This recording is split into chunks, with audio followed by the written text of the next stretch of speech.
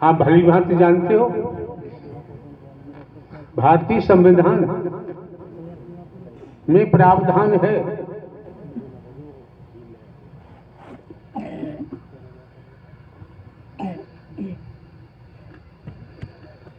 चोर डकैत बदमाश लुटेरा, अगर आपने उसे पानी जल भी पिला दिया, भोजन भी करा दिया, अपने पास बिठा लिया, पुलिस को पता चला, तुमको पकड़ के हवाला तुम बंद कर देगी, जेल भेज देगी। तुमको हमने क्या अपराध किया है? तूने अपराधी को संरक्षण दिया है। ये प्रावधान भारतीय संविधान में है।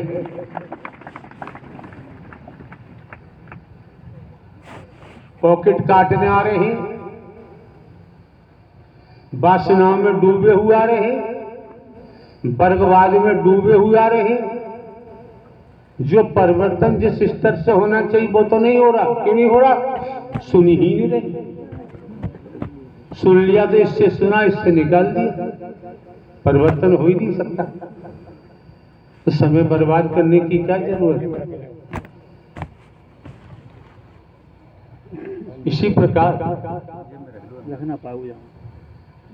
जब संविधान में प्रावधान है अपराधी को पास बिठाने से भी अपराध लग जाता है, जेल जाना पड़ता है।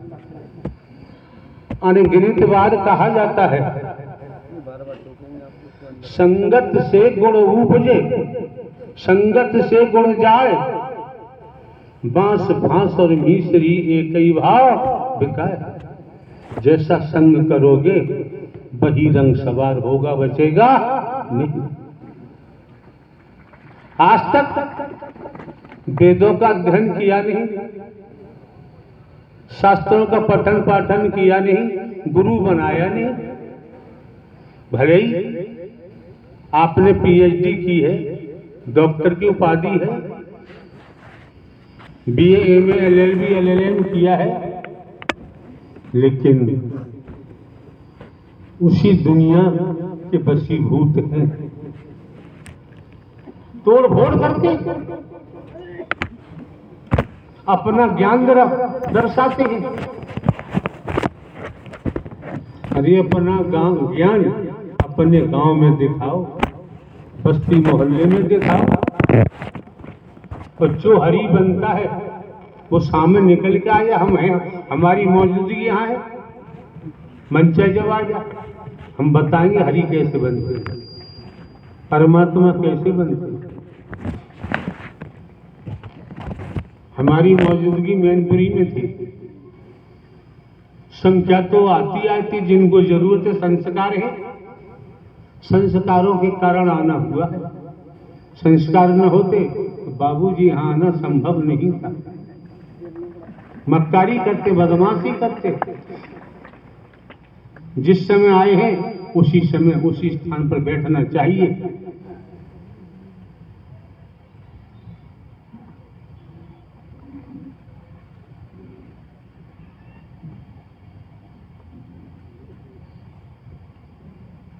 मजे की बात है, इससे प्रतीत होता है कि आपके परिवार में अनुशासन नाम की कोई चीज नहीं। अनुशासन नहीं है तो मर्यादा भी नहीं हो सकती। और जीवन में अनुशासन का होना नितांत आवश्यक होता है। अनुशासन है, मर्यादा है, तब एक एक शब्द श्रवण कर सकते हो, सुन सकते हो। 3-4 मूर्तियां लिए एक व्यापारी बैठा हुआ था रोड के किनारे।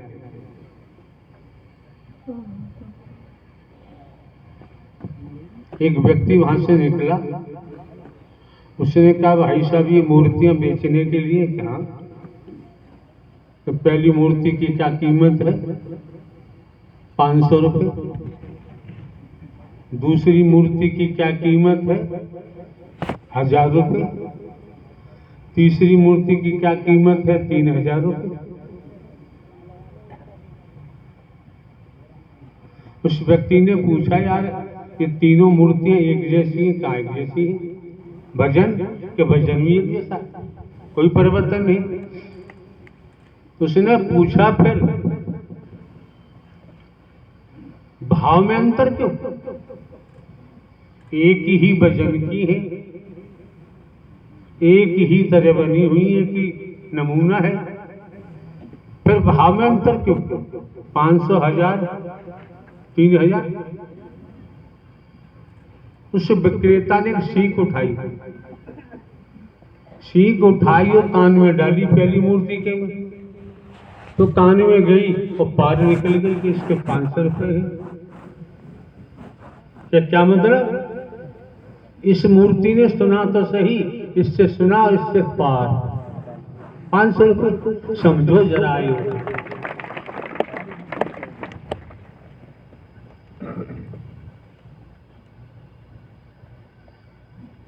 हम आपको कोई बात रूढ़ बादशाह की नहीं बताते हैं, हम आपको लकीर का फकीर नहीं बनाते हैं कि जब हमारा कोई स्वार्थ है ही नहीं, नोट वोट रुपया पैसा वस्तु पदार्थ सोना चांदी किसी चीज का, जमीन जायदाद किसी का नहीं, तो यार हम आपको धोखा क्यों देंगे?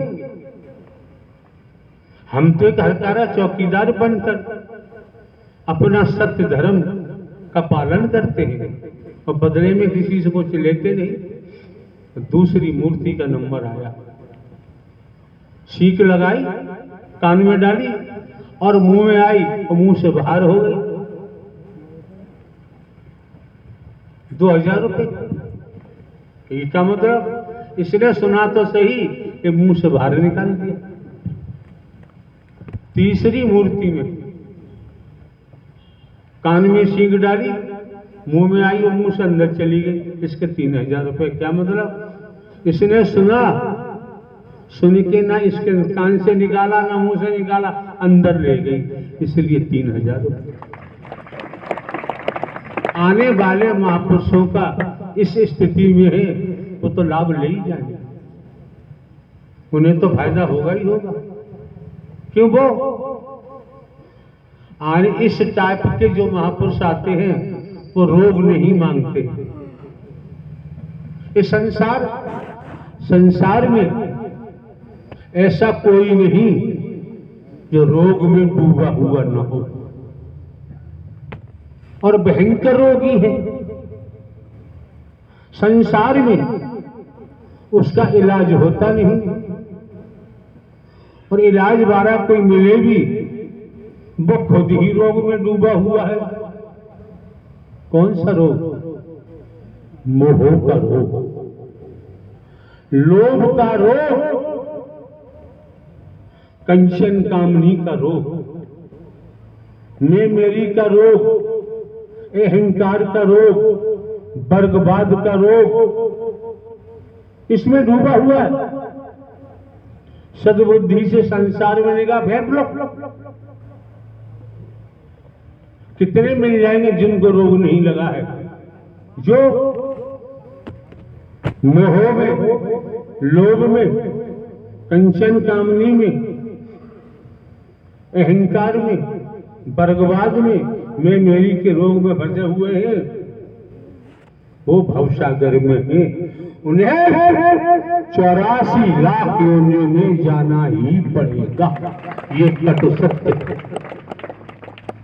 वही गंदगी यहां फैलाते हैं।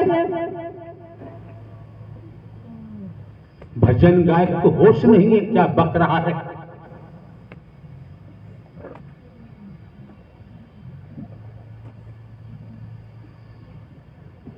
संसारी रोग बदन का, शरीर का लग जाता है।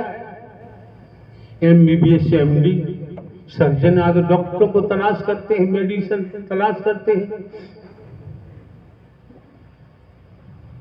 कोई ठीक हो पाता है, कोई ठीक नहीं हो पाता है, कोई एलोपैथी तलाश करता है, कोई आयुर्वेदिक तलाश करता है, कोई यूनानी तलाश करता है, ठीक होते हैं नहीं होते, हो भी जाते हैं। लेकिन जो रोग बताया मोह का, ममता का, लोभ का, काम वासनाओं का, कंचन कामनी का, वर्गवाद का, छोटे बड़े का, ये रोग जब तक दूर नहीं होगा, ब्रह्मांड का रचयिता भी तुम्हारा लाभ नहीं कर सकता। हम अपनी गर्दन हटा सकते और परमात्मा की बात माने और उस पर चल पड़े। जस की तस, छोटा आ है, छोटा आ रखे, उस पर बिंदी भी न रखे। वचन जस की तस है तो वही वचन मान के चलेंगे तो वही वचन वरदान बन जाता है। अब कागजों में ढूंढोगे, हमारी वाणी तुमको कागजों में नहीं मिलेगी। यहां नेतागिरी दिखाओगे तो काम नहीं चलेगा। नेतागिरी का दर है ही नहीं।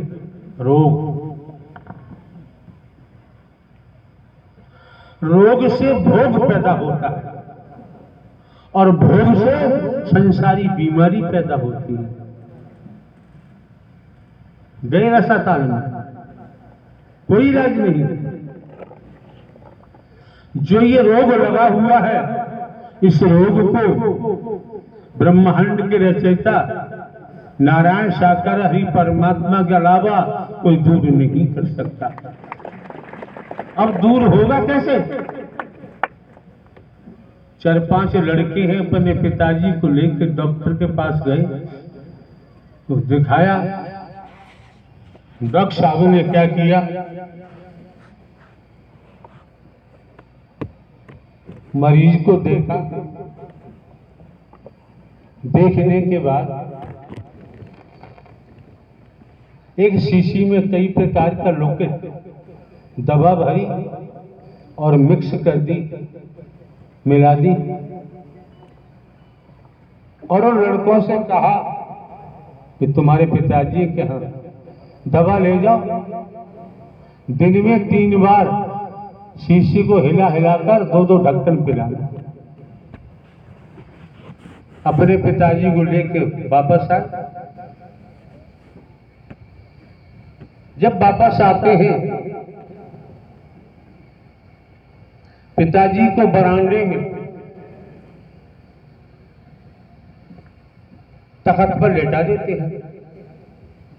अपने खाना पीना खाने जो भी नित्य कर्म में सभी लड़के लग जाते हैं। एक लड़का बाहर है। किस्सा कहानी हम नहीं कहते, ध्यान रखना।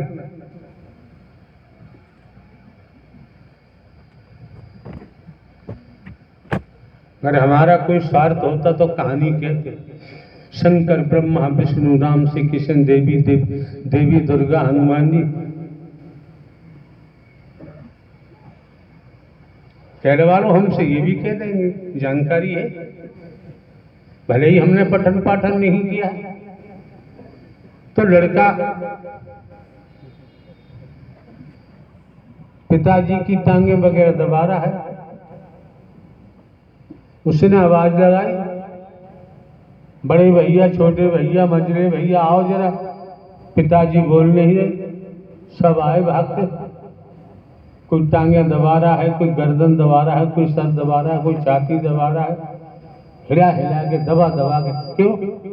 डॉक्टर साहब ने कह दिया है, हिला हिला के दवा पिलाना, हिला हिला के दवा पिलाना। तो हिलाते रहे, इतना हिलाया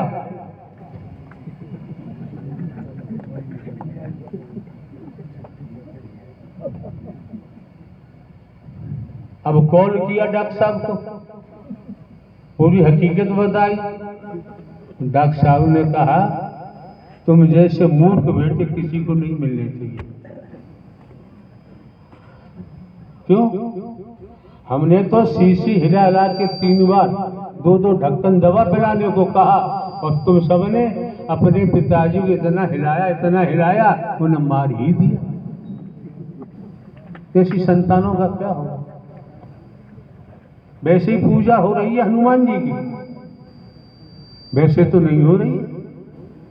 वैसे ही पूजा हो रही है देवी की दुर्गा की, क्या वैसे ही पूजा हो रही है शंकर ब्रह्मा विष्णु राम श्री कृष्ण की? वैसे तो नहीं हो रही है। क्या वैसे ही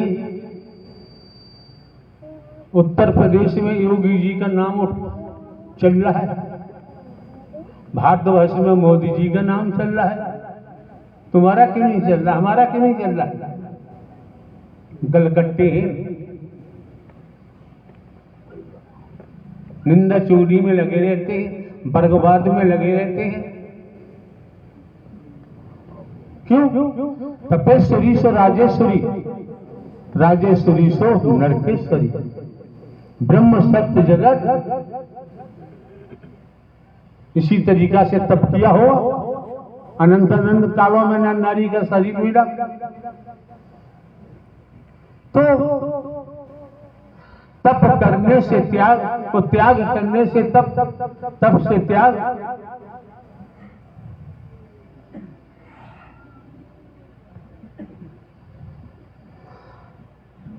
हाथ के सच्चे हैं, लंगोट के पक्के हैं,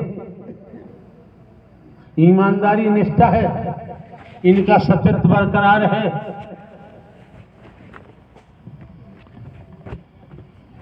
विश्वास पात्र हैं, वफादार हैं।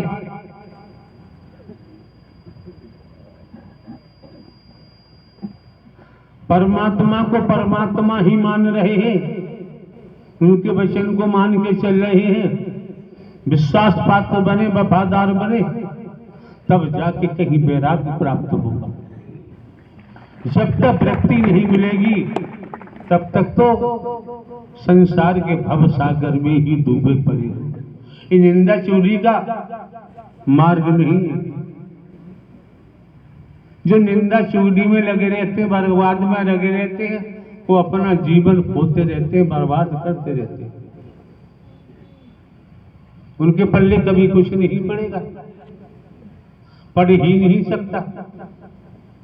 इसलिए यहां पड़े पल्ले स्पष्ट कह दिया, मानव धर्म सत्य था, है और रहे। मानवता, भाईचारा, अनेकता में एकता, मानव मानव को गले लगाना, मानव मानव से प्रेम करना, निस्वार्थ। तो कुछ पुरुषार्थ कमा सकते हो, परमार्थ कमा सकते हो। हर किसी के घर में रोटियां हैं, पूरी पराठे हैं, और लंगर में जनता से पैसा इकट्ठा करके जलेबी बनवाओ, पूरी बनाओ, कचौड़ी बनाओ, मालपुआ बनवाओ, लच्छेदार मिठाइयां बनवाओ, नरकगामी होगी, बचोगी नहीं। एक यहां बैठा शैतान, हमने कॉल कराया और क्या कहता है, मैं लंगर में हूं, जलेबी और जलेबा बनवा रहा हूं। साले कमीने, भैंसा है, भैंसा रहेगा कभी भला नहीं होगा। जलेबी बनवा रहा है, क्या मजे की बात है। और मुख्य कार्यकर्ता कहता जलेबा बनवा रहा हूं। अरे कीड़े पड़ जाएंगे, कीड़े। अब जलेबे की बात आ गई, जलेबी बनवा रहा हूं, क्या कर रहा हूं, अकेला बकर। जनता से पैसा इकट्ठा क्यों किया जाता है?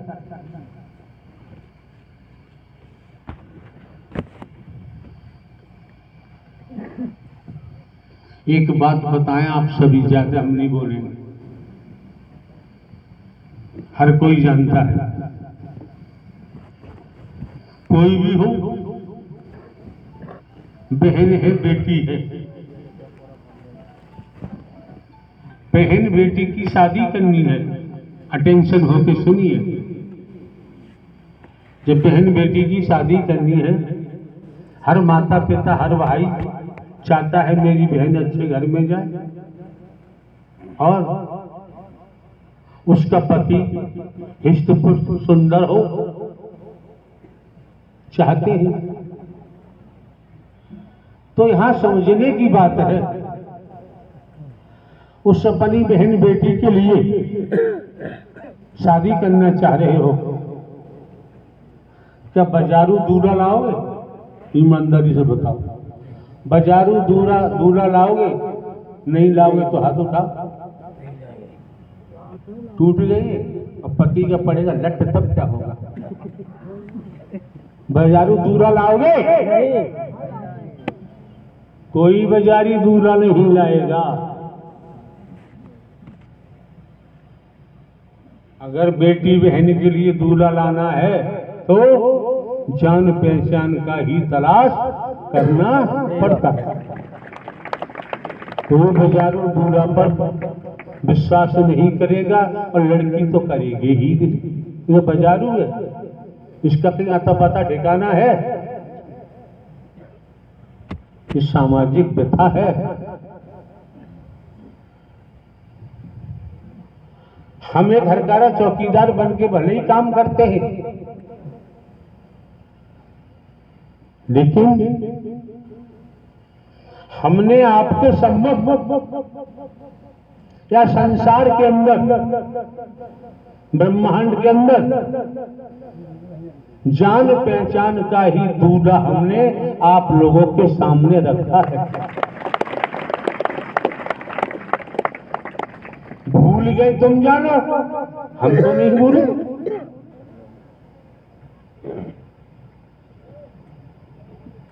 हम नहीं भूले हैं, हमें जानकारी है, इसलिए हम बाजारू दूल्हों पर भरोसा नहीं करते। बाजारू दूल्हा बिकने वाले हैं, लेकिन जो महादूल्हा है, हमारे प्राणनाथ है, वो कभी बिकते ही नहीं है। उनके बिकने का कोई चांस ही नहीं। जभी तो मीरा जी ने कह दिया, मीरा जी की मां ने कहा कि मीरा मैंने तेरे लिए वर तलाश कर लिया है।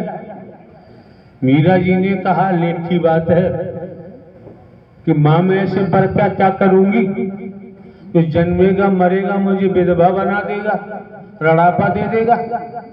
मुझे ऐसी दूल्हा की जरूरत नहीं है, वर की जरूरत नहीं है। मैंने अपना वर तलाश कर लिया है, न जन्मता है न मरता है, मैं शादी उन्हीं से करूंगी, मेरा चूड़ा अमर हो जाएगा। तो बात प्राणनाथ की होती है, प्राणपति की होती है। और जो वास्तव में प्राणनाथ है, प्राणपति है, आपके सम्मुख प्रारंभ से लेकर लास्ट तक सब कुछ खोल के बता दिया, और फिर भी आप अपने मन के शिकार बने रहे तो बने रहे, कोई कुछ नहीं कर सकता। इसलिए जो रोग लगा हुआ है, अरे भाई संसार में आ जाओ, चोर है, डकैत है, जुआरी है, शराबी है, व्यभिचारी है, क्या कोई माता पिता भाई अपनी बहन बेटी के लिए पति बनाएगा? नहीं बनाएगा। बना लेगा कोई? बनाएगा? बना लो, जाओ जल्दी। कोई नहीं बनाना चाहता, लेकिन धोखा देने वालों की कमी नहीं है। धोखा देने वालों की कमी नहीं है। एक व्यक्ति अपने गांव से चला, मान के चले जलाली से चला। जलाली अलीगढ़ जनपद में पड़ती। घूमता घामता छर्रा के पास धनसारी है, धनसारी पहुंचा। बिचौलिया वगैरह पकड़ाई कर आगे क्या कहा, देखो लमड़ा खड़ा है, लमड़ा। देख लिया, लड़की वाला राजी हो गया। 6 गड्डियों का मालिक है, 6 गड्डियों का मालिक। पिता की छाती सीना चौड़ा हो गया, ये 6 गाड़ियों का मालिक है, फिर तो राजा। जो भी चलता है संबंध में पूरा किया, अपने घर गया।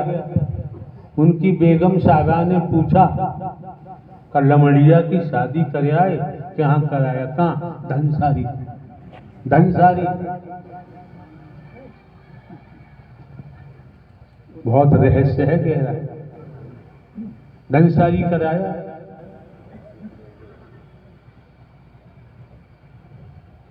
बहुत बढ़िया। कब की शादी है? फलां तारीख। बारात आई, खूब बिरयानी बिरयानी, खाना पीना, पूरी पमा सब चला, खा पी के शादी हुई। शादी के बाद लड़की जब ससुराल जाती है तो 10-5 दिन दूल्हा भी चक्कर काटता रहता है घर पे, चक्कर काटता रहता है। 10-5 दिन बाद बोला अपनी बेगम से, कब तो मैं काम पे जाऊंगा। खर्च हो गया। बेगम कहाँ चाहती है काम पे जाए, लेकिन ये भी चाहिए। काम पे जाने के लिए निकला तो बेगम पीछे पीछे, तो दूल्हा ने कहा तुम घर जाओ, मैं चला जाऊंगा। पीछे मुड़ी, उसे चैन नहीं पड़ा कि मेरा दूल्हा गड्डी लेके जा रहा है। 5-6 घर के बाद एक घर में गाड़ी खड़ी थी उसकी, गाड़ी निकाल के बाहर लाया, बेगम ने देख लिया और बेगम में सर पे मारा हाथ। अब्बा जान तो कह रहे थे 6 गड्डियों का मालिक है, ये तो रिक्शा का मालिक है। रिक्शा निकाला चलाने के लिए।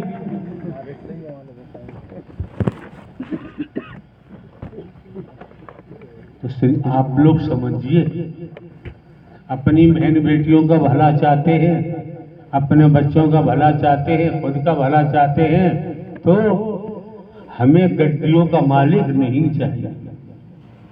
फंसाने वाले फंसा देते हैं, दलाल फंस जाते हैं। जब हमने जान लिया है, मान लिया है, समझ लिया है न नारी का भेद है, नर नारी का भेद नहीं, अगर हमें जन्म मिला है नर नारी का तो अपने प्राणनाथ से ही शादी करेंगे।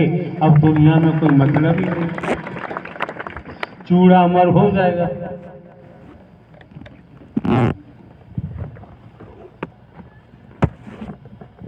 अब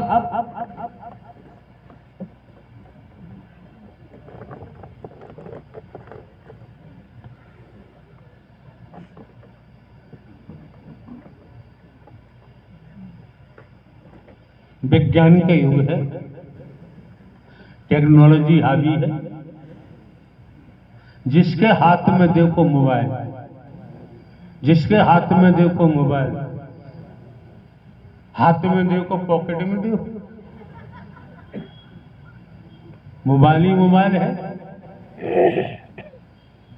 जो भी इंस्ट्रूमेंट है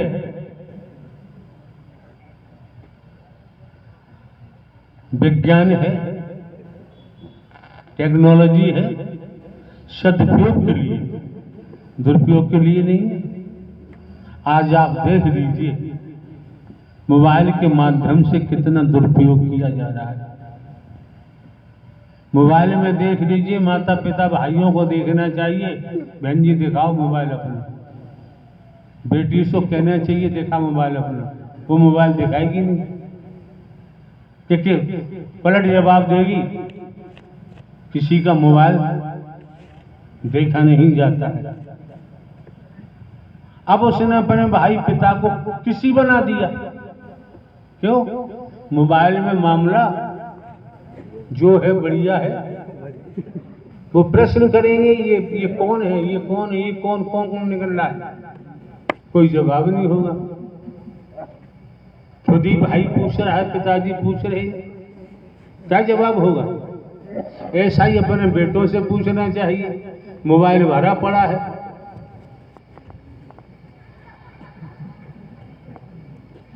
शादी हो गई है तो मोबाइल भरा पड़ा है, शादी नहीं हुई है तो मोबाइल भरा पड़ा है। यार ये कौन सी इंसानियत है? परिवार वालों ने, माता पिता ने क्या संस्कार दिए हैं? यही संस्कार दिए जो समाज में, संसार में अपराध बनता है। कितनों की जानें रोज जाती मोबाइल के चक्कर में। 2-3 दिन पहले हमारे कमरे में टेलीविजन लगा हुआ, हमने न्यूज पे लगाया लखनऊ में। उसका पिता सूबेदार मेजर था मिलिट्री में, आर्मी में। मोबाइल के चक्कर में कुछ भी रहा हो, अपने पिता की निकाली रिवॉल्वर अपनी मम्मी में ठूंस दी, टाँ और कमरे में बंद कर दिया। जो समाचार पत्र मारा, जब बदबू फैली, धीरे धीरे धीरे धीरे पता चला, जब खोरा गया। लड़के की उम्र दिखा रहे थे 16 साल, बालिग भी नहीं है। वो दे दिया ना स्कूटर का बच्चा हाथ में। तो भैया ध्यान रखो, आप आओ चाहे मत आओ, यहाँ स्कूटर के बच्चे छीने जाते हैं, यहाँ दिया जाता है तो ब्रह्मांड का रचयिता प्राणपति दिया जाता है। अब तुम देख लो, अपनी साधना से, अपनी भक्ति से, अपने प्रेम से देख लो, तोड़ लो, ठोक बजा लो कि वास्तव में मेरे आत्मा के प्राणनाथ यही परमात्मा नारायण हरि है, तो टिकना, अन्यथा भाग जाओ, दोबारा आने की जरूरत नहीं। हम कोई सियासत नहीं करते, हमें नोट वोट की जरूरत नहीं है। संसार में हमारी किसी से दुश्मनी भी नहीं है और दोस्ती भी नहीं है, तो दिमाग में रखना चाहिए। जीवन यापन करना है तो भैया देखो, खेती बाड़ी, नौकरी, व्यापार, मजदूरी करनी ही पड़ेगी। जो वास्तव में नारायण हरि परमात्मा की शरण में पहुंच जाता है, समर्पण कर देता है, जीवन यापन के लिए खेती बाड़ी, नौकरी, व्यापार करता है, मजदूरी करता है, दुख हो, कष्ट हो, परेशानी हो, फिर वो अपने परमात्मा से शिकायत नहीं करता। वो देख लेता है कि हमारे किसी समय के कर्मों का भोग है और कर्मों का भोग भोगना ही पड़ेगा। नारायण साकार की संपूर्ण ब्रह्मांड में सदा सदा के लिए जय जयकार।